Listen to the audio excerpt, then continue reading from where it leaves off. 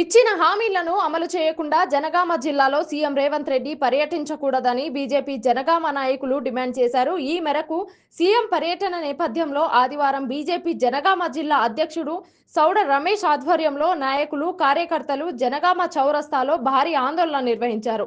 దీంతో పోలీసులు వారిని అరెస్ట్ చేసి స్టేషన్ కు తరలించారు.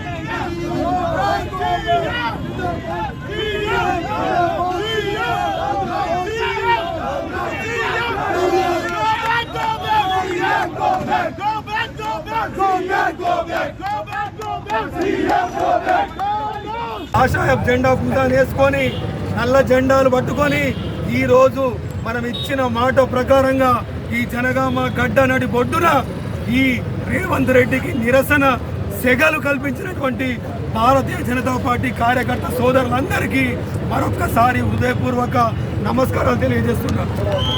మరి మిత్రులారా, మీ అందరూ చూస్తున్నారు ఈరోజు ఈ జనగామ జిల్లాలో ఉన్నటువంటి పరిస్థితి.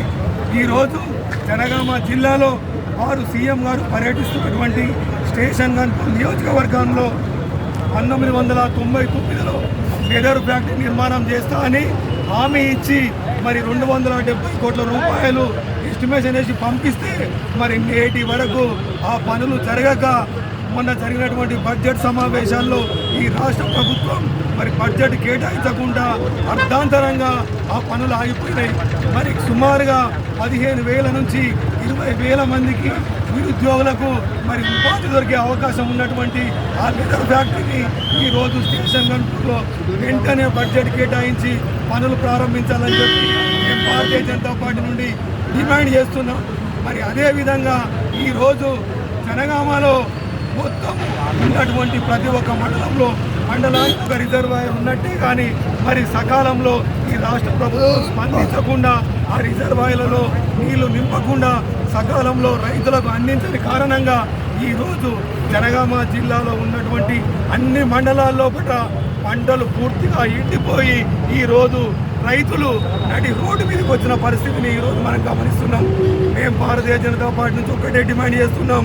ఎండిపోయిన ప్రతి ఎకరాకు జిల్లా వ్యాప్తంగా యుద్ధ ప్రాతిపదికన ఎండిపోయిన పంటలకు సంబంధించినటువంటి సమాచారాన్ని సేకరించి 50,000 రూపాయలు ఎకరానికి 50,000 రూపాయలు రైతులకు అందించాలని చెప్పి భారతీయ జనతా పార్టీ నుంచి భారతీయ జనతా పార్టీ నాయకత్వం వారి నాయకత్వంతో కాంగ్రెస్ ప్రభుత్వం మీద మనం యుద్ధం చేస్తాను. మరి అదేవిధంగా ఈ కార్యక్రమాన్ని ఉద్దేశించి భారతీయ జనతా పార్టీ నుండి డిమాండ్ చేస్తున్నాం. మరి అదేవిధంగా ఈరోజు మనకు జిల్లాలో ఉన్నటువంటి మరొక అసెంబ్లీ, చారిత్రాత్మకమైనటువంటి అసెంబ్లీ పాలకుర్తి నియోజకవర్గం.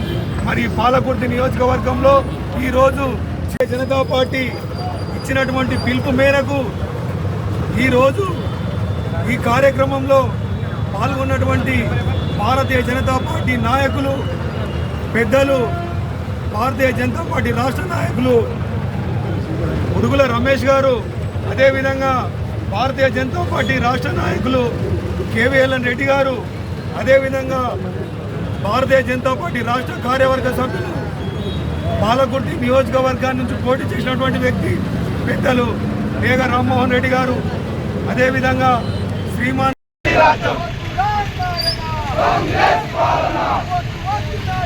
కాంగ్రెస్ పాలన